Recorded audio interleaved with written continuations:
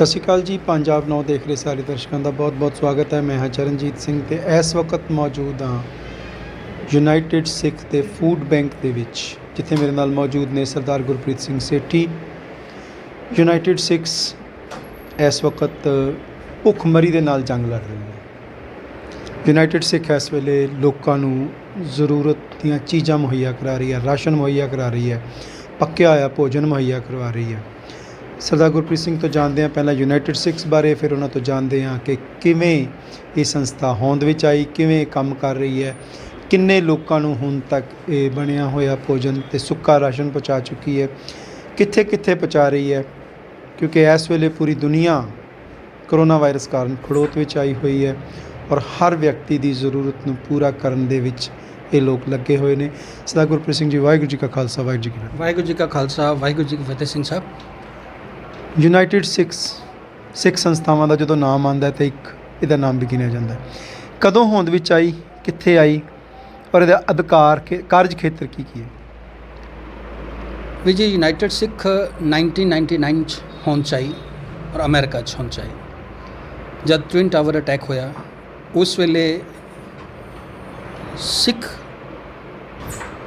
ਮਜ਼ਹਬ ਨੇ ਜਾਂ ਗੁਰਸਿੱਖਾਂ ਨੇ, ਗੁਰੂ ਨਾਨਕ ਦੇ ਸਿੱਖਾਂ ਨੇ ਜਿਹੜੀ ਇੱਥੇ ਸੇਵਾ ਕੀਤੀ, ਉਹਦੇ ਤੋਂ ਪ੍ਰਭਾਵਿਤ ਹੋ ਕੇ ਯੂਨਾਈਟਿਡ ਨੇਸ਼ਨ ਨੇ ਇਹਨੂੰ ਨਵਾਜ਼ਿਆ ਔਰ ਇਹਦੇ ਨਾਲ ਐਫੀਲੀਏਸ਼ਨ ਦਿੱਤੀ। ਇੱਕੋ ਹੀ ਸਾਡੀ ਸਰਦਾਰਾਂ ਦੀ ਇਹੋ ਜਿਹੀ ਸੰਸਥਾ ਹੈ ਜਿਹੜੀ ਯੂਨਾਈਟਿਡ ਨੇਸ਼ਨ ਨਾਲ ਐਫੀਲੇਟ, ਔਰ ਉਹਦੇ ਕਰਕੇ ਸਾਡੇ ਜਿਹੜੇ ਕੰਮ ਵੀ ਹੁੰਦੇ ਹੈ ਸਾਨੂੰ ਉਹ ਯੂਨਾਈਟਿਡ ਨੇਸ਼ਨ ਦੇ ਮਾਪਦੰਡ ਦੇ ਅੰਦਰ ਹੀ ਕਰਨੇ ਪੈਂਦੇ। ਉਸ ਤੋਂ ਬਾਅਦ ਹੌਲੀ ਹੌਲੀ ਇਹ ਦੂਸਰੇ ਦੇਸ਼ਾਂ 'ਚ ਵੀ ਫੈਲੀ। Canada, Australia, Pakistan, Switzerland, France, India ਤੇ ਘਰ ਹੈ ਗੁਰਸਿੱਖੀ ਦਾ। ਅੱਜ ਆਪਾਂ ਗੁਰੂ ਦੀ ਨਗਰੀ 'ਚ ਬੈਠੇ ਹਾਂ ਅਤੇ ਵਾਹਿਗੁਰੂ ਦਾ ਸਾਨੂੰ ਉਦੇਸ਼ ਹੈ, ਪਵਨ ਗੁਰੂ ਪਾਣੀ ਪਿਤਾ ਮਾਤਾ ਧਰਤ ਮਹਤ, ਅਤੇ ਉਹਨੂੰ ਅਸੀਂ ਪੜ੍ਹੇ ਜ਼ਰੂਰ, ਉਹਨੂੰ ਅਸੀਂ ਅਪਣਾ ਨਹੀਂ ਸਕੇ। ਅਸੀਂ ਆਪਣੇ ਪਾਣੀਆਂ ਨੂੰ ਖਰਾਬ ਕੀਤਾ, ਆਪਣੀ ਹਵਾ ਨੂੰ ਖਰਾਬ ਕੀਤਾ। ਗੁਰੂ ਨਾਨਕ ਦੇਵ ਜੀ ਦੀ ਜਿਹੜੀ ਦਿੱਤੀ ਹੋਈ ਬਾਣੀ ਹੈ ਉਹਨੂੰ ਪੜ੍ਹਦੇ ਜ਼ਰੂਰ ਆ, ਦੋਹਰਾ ਜ਼ਰੂਰ ਪੜ੍ਹਦੇ ਹਾਂ, ਪਰ ਸਮਝਣ 'ਚ ਕਿਤੇ ਸਾਡੇ ਕੋਲੋਂ ਭੁੱਲ ਹੋਈ ਜਾਂ ਗੌਰਮੈਂਟਾਂ ਇਹਨੂੰ ਸਮਝ ਨਹੀਂ ਸਕੀਆਂ। ਥੋੜ੍ਹਾ ਜਿਹਾ ਪੈਸਾ ਬਚਾਉਣ ਲਈ ਜਾਂ ਥੋੜ੍ਹੀ ਜਿਹੀ ਸਹੂਲੀਅਤ ਲਈ ਅਸੀਂ ਇਹਦਾ ਬਹੁਤ ਨੁਕਸਾਨ ਕੀਤਾ। ਅਤੇ ਕੁਦਰਤ ਬੜੀ ਮਹਾਨ ਹੈ, ਉਹ ਆਪਣੇ ਆਪ ਨੂੰ ਫਿਰ ਠੀਕ ਕਰਨਾ ਵੀ ਜਾਣਦੀ ਹੈ। ਕਿੱਥੇ ਅਸੀਂ ਕਹਿੰਦੇ ਸੀ ਦੁਨੀਆ ਬੰਦ ਨਹੀਂ ਹੋ ਸਕਦੀ, ਰੇਲਵੇ ਨਹੀਂ ਬੰਦ ਹੋ ਸਕਦੀ, ਕੰਮਕਾਰ ਨਹੀਂ ਬੰਦ ਹੋ ਸਕਦੇ, ਅਸੀਂ ਘਰਾਂ 'ਚ ਨਹੀਂ ਪੈ ਸਕਦੇ, ਪਰ ਜਦੋਂ ਕੁਦਰਤ ਦਾ ਕਹਿਰ ਵਾਪਰਦਾ ਤਾਂ ਸਭ ਨੂੰ ਘਰ ਬਿਠਾ ਦਿੰਦਾ। ਅੱਜ ਅਸੀਂ ਸਾਰੇ ਆਪਣੇ ਘਰਾਂ 'ਚ ਕੈਦ ਹਾਂ। ਕੁਦਰਤ ਆਪਣੇ ਆਪ ਨੂੰ ਹੀਲ ਕਰ ਰਹੀ ਹੈ। ਪਾਣੀ ਸਾਫ਼ ਹੋ ਗਏ, ਹਵਾ ਸਾਫ਼ ਹੋ ਗਈ, ਇੱਥੋਂ ਤੱਕ ਕਿ ਓਜ਼ੋਨ ਲੇਅਰ ਸਾਫ਼ ਹੋ ਗਈ, ਜਿਹੜਾ ਕਿ ਬਹੁਤ ਵੱਡਾ ਇੱਕ ਪੂਰੇ ਸੰਸਾਰ ਲਈ ਮੁਸੀਬਤ ਦੀ ਜੜ ਬਣੀ ਸੀ ਕਿ ਅਗਰ ਇਹ ਵੱਧਦਾ ਗਿਆ ਤਾਂ ਕੀ ਹੋਏਗਾ। ਉਹ ਵੀ ਕੁਦਰਤ ਨੇ ਠੀਕ ਕੀਤਾ। ਪਰਮਾਤਮਾ ਦੀ ਮਾਰ ਜਦੋਂ ਵੱਜਦੀ ਹੈ, ਕਹਿੰਦੇ ਉਹਦੀ ਲਾਠੀ 'ਚ ਆਵਾਜ਼ ਨਹੀਂ ਹੁੰਦੀ, ਅਤੇ ਫਿਰ ਉਹਨੇ ਦਿੱਤੀ ਹੈ। ਅੱਛਾ, ਕਿੰਨੇ ਦੇਸ਼ਾਂ ਦੇ ਵਿੱਚ ਤੁਹਾਡੀ ਸੰਸਥਾ ਜਿਹੜੀ ਹੈਗੀ ਉਹ ਕੰਮ ਕਰ ਰਹੀ ਹੈ? ਅਸੀਂ ਇਸ ਵੇਲੇ 16 ਦੇਸ਼ਾਂ 'ਚ ਕੰਮ ਕਰ ਰਹੇ ਹਾਂ, ਕਿਤੇ ਘੱਟ ਕਿਤੇ ਜ਼ਿਆਦਾ। ਜਿਸ ਤਰ੍ਹਾਂ ਕੀ ਮੇਨ ਕੰਮ ਰਹਿ ਜਾਂਦਾ? ਯੂਨਾਈਟਿਡ ਸਿੱਖ ਦੇ ਵੈਸੇ ਤਾਂ ਬਹੁਤ ਸਾਰੇ ਪੋਰਟਫੋਲੀਓ ਨੇ, ਬਟ ਇਸ ਵੇਲੇ ਡਿਜ਼ਾਸਟਰ ਦਾ ਟਾਈਮ ਹੈ। ਹਰ ਇਨਸਾਨ ਇਸ ਵੇਲੇ ਭੁੱਖਮਰੀ ਨਾਲ ਲੜ ਰਿਹਾ, ਔਰ ਸਾਡੀ ਸਭ ਤੋਂ ਵੱਡੀ ਕੋਸ਼ਿਸ਼ ਹੈ ਕਿ ਜਿੱਥੇ ਵੀ ਗੁਰੂ ਕਾ ਸਿੱਖ ਪਹੁੰਚੇ ਉੱਥੇ ਕੋਈ ਭੁੱਖਾ ਨਾ ਰਹੇ। ਸੋ ਇਸ ਕਰਕੇ ਅਸੀਂ cooked ration, grocery, mask, sanitiser, medicines, ਜਿਸ ਤਰ੍ਹਾਂ ਵੀ ਹੋ ਸਕਦਾ, ਜਿਸ ਤਰ੍ਹਾਂ ਦੀ ਵੀ ਕਿਤੇ ਕਿਸੇ ਨੂੰ ਜ਼ਰੂਰਤ ਹੈ, ਅਸੀਂ ਉਹਦੀ ਜ਼ਰੂਰਤ ਪੂਰੀ ਕਰਨ ਲਈ ਕੋਸ਼ਿਸ਼ ਕਰਦੇ ਹਾਂ। ਔਰ ਵਾਹਿਗੁਰੂ ਨੇ ਹਜੇ ਤੱਕ ਮਿਹਰ ਭਰਿਆ ਹੱਥ ਰੱਖਿਆ। ਸਿੱਖ ਜਿੱਥੇ ਵੀ ਗਿਆ ਚੜ੍ਹਦੀ ਕਲਾ 'ਚ ਰਿਹਾ ਔਰ ਫਤਿਹ 'ਚ ਰਿਹਾ। ਅੱਛਾ, ਇਸ ਤੋਂ ਪਹਿਲਾਂ ਕਿਹੜੇ ਦੇਸ਼ ਦੇ ਵਿੱਚ ਤੁਹਾਡੀ ਸੰਸਥਾ ਕੰਮ ਕਰ ਚੁੱਕੀ ਹੈ? ਵੈਸੇ ਅਣਗਿਣਤ ਨੇ। ਜਾਪਾਨ ਦੀ ਸੁਨਾਮੀ, ਇੰਡੋਨੇਸ਼ੀਆ ਦੀ ਸੁਨਾਮੀ, ਮਲੇਸ਼ੀਆ ਦੇ ਹੜ੍ਹ, ਫਿਲੀਪਾਈਨ ਦੇ ਹੜ੍ਹ, ਅਮਰੀਕਾ ਦੇ ਆਪਣੇ ਹੜ੍ਹ, ਆਸਟ੍ਰੇਲੀਆ ਦੀ ਅੱਗ, ਸੀਰੀਆ ਦੀ ਜੰਗ, ਪਾਕਿਸਤਾਨ 'ਚ ਜਿੱਥੇ ਕਿਤੇ ਵੀ ਜ਼ਰੂਰਤ ਪਈ ਹੈ, ਇੱਥੋਂ ਤੱਕ ਕਿ ਪੰਜਾਬ ਦੇ ਰੀਸੈਂਟਲੀ ਹੜ੍ਹ ਜਿਹੜੇ ਆਏ ਸੀ ਉਹਦੇ 'ਚ ਯੂਨਾਈਟਿਡ ਸਿੱਖ ਜਿੱਥੇ ਵੀ ਜ਼ਰੂਰਤ ਪਈ ਹੈ ਵੱਧ ਚੜ੍ਹ ਕੇ ਹਿੱਸਾ ਪਾਇਆ ਇਹਨਾਂ ਨੇ। ਜਦੋਂ ਤੁਸੀਂ ਕਿਸੇ ਗੈਰ ਸਿੱਖ ਮੁਲਕ ਦੇ ਵਿੱਚ ਜਾਂਦੇ ਹੋ ਜਿੱਥੇ ਸਿੱਖਾਂ ਦੀ ਗਿਣਤੀ ਨਾ ਦੇ ਬਰਾਬਰ ਹੁੰਦੀ ਹੈ, ਉੱਥੇ ਕੰਮ ਕਰਨ ਲੱਗਿਆਂ ਕੁਝ ਮੁਸ਼ਕਲਾਂ ਤਾਂ ਪੇਸ਼ ਆਉਂਦੀਆਂ ਹੋਣਗੀਆਂ।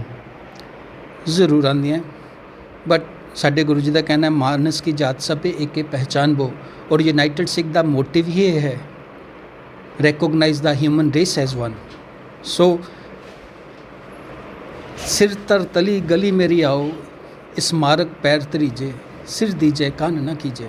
ਅਤੇ ਇਹਨਾਂ ਸ਼ਬਦਾਂ ਦੇ ਨਾਲ ਅਸੀਂ ਕਿਵੇਂ ਕਹਿ ਸਕਦੇ ਹਾਂ ਕਿ ਮੁਸ਼ਕਲਾਂ ਆਉਂਦੀਆਂ, ਜਦੋਂ ਗੁਰੂ ਗੋਬਿੰਦ ਸਿੰਘ ਜੀ ਦਾ ਹੱਥ ਸਾਡੇ ਸਿਰ 'ਤੇ ਹੈ, ਗੁਰੂ ਨਾਨਕ ਦੇਵ ਜੀ ਦੀ ਸਭਿਅਤਾ ਸਾਡੇ ਨਾਲ ਹੈ, ਉਹਨਾਂ ਦਾ ਹੁਕਮ ਸਾਡੇ ਨਾਲ ਹੈ, ਅਤੇ ਮੁਸ਼ਕਲਾਂ ਤਾਂ ਆਸਾਨ ਹੋ ਜਾਂਦੀਆਂ ਬੜੀ ਈਜ਼ੀਲੀ। ਨਹੀਂ, ਜਿਸ ਤਰ੍ਹਾਂ ਜਾਪਾਨ ਦੇ ਵਿੱਚ ਅਸੀਂ ਗੱਲ ਕਰਦੇ ਪਏ ਹਾਂ, ਜਾਪਾਨ ਦੇ ਵਿੱਚ ਅੰਗਰੇਜ਼ੀ ਬੋਲਣ ਵਾਲਿਆਂ ਦੀ ਬਹੁਤਾਤ ਕਮੀ ਹੈਗੀ ਹੈ, ਸੀਰੀਆ ਦੇ ਵਿੱਚ ਇੰਗਲਿਸ਼ ਸਮਝਣ ਵਾਲਿਆਂ ਦੀ ਕਮੀ ਹੈ, ਉਸ ਵਕਤ ਫਿਰ ਜਜ਼ਬਾਤਾਂ ਦੀ ਭਾਸ਼ਾ ਹੀ ਚੱਲਦੀ ਹੈ ਜਾਂ ਕੋਈ ਹੋਰ?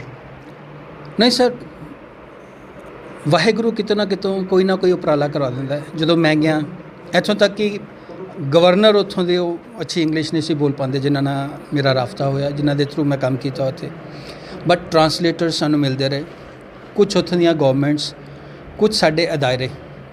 ਵੈਸੇ ਮੈਂ ਕੁਛ ਦੇਰ ਲੀਬੀਆ 'ਚ ਵੀ ਰਿਹਾ, ਸੋ ਇਸ ਕਰਕੇ ਅਰਬੀ ਥੋੜ੍ਹੀ ਆਉਂਦੀ ਸੀ, ਬੋਲ ਲੈਂਦਾ ਸੀ, ਸਮਝ ਲੈਂਦਾ ਸੀ, ਅਤੇ ਕੁਛ ਸ਼ੌਕ ਇਹੋ ਜਿਹਾ ਰਿਹਾ, ਕੁਛ ਭਾਸ਼ਾਵਾਂ ਮੈਂ ਬੋਲ ਸਕਾਂ, ਜਿੱਦਾਂ ਥੋੜ੍ਹੀ ਜਿਹੀ ਪੋਲਿਸ਼ ਲੈਂਗੁਏਜ ਮੈਂ ਬੋਲ ਲੈਂਦਾ, ਥੋੜ੍ਹੀ ਜਿਹੀ ਜੈਪਨੀਜ਼ ਲੈਂਗੁਏਜ ਬੋਲ ਲੈਂਦਾ, ਮੇਰੀ ਗੇਮ ਕਰਕੇ ਮੈਨੂੰ ਮਿਲੀ। ਸੋ ਮੁਸ਼ਕਿਲਾਂ ਆਉਂਦੀਆਂ, ਪਰ ਵਾਹਿਗੁਰੂ ਦੀ ਕਿਰਪਾ ਨਾਲ ਕਦੀ ਇਹੋ ਜਿਹੀ ਨਹੀਂ ਹੋਈ ਕਿ ਅਸੀਂ ਉਹਨੂੰ ਸੁਲਝਾ ਨਾ ਸਕੀਏ। ਕੋਵਿਡ-19 ਕਰਕੇ ਪੂਰਾ ਵਿਸ਼ਵ ਖੜੋਤ ਵਿੱਚ ਆ ਗਿਆ, ਪੰਜਾਬ ਇਸ ਤੋਂ ਛੂਤਾ ਨਹੀਂ ਰਿਹਾ। ਪੰਜਾਬ ਦੇ ਵਿੱਚ ਤੁਹਾਡੀ ਸੰਸਥਾ ਇਸ ਵੇਲੇ ਕਿੱਥੇ ਕਿੱਥੇ ਕੰਮ ਕਰ ਰਹੀ ਹੈ ਔਰ ਕੀ ਕੰਮ ਕਰ ਰਹੀ ਹੈ? ਪੰਜਾਬ 'ਚ ਨਹੀਂ, ਅਸੀਂ ਪੂਰੇ ਹਿੰਦੁਸਤਾਨ 'ਚ ਕੰਮ ਕਰ ਰਹੇ ਹਾਂ। ਦਿੱਲੀ 'ਚ ਕੰਮ ਕਰ ਰਹੇ ਹਾਂ, ਫਰੀਦਾਬਾਦ 'ਚ ਕੰਮ ਕਰ ਰਹੇ ਹਾਂ, ਸ਼ਿਲੋਂਗ 'ਚ ਕੰਮ ਕਰ ਰਹੇ ਹਾਂ, ਗੁਹਾਟੀ ਕੰਮ ਕਰ ਰਹੇ ਹਾਂ।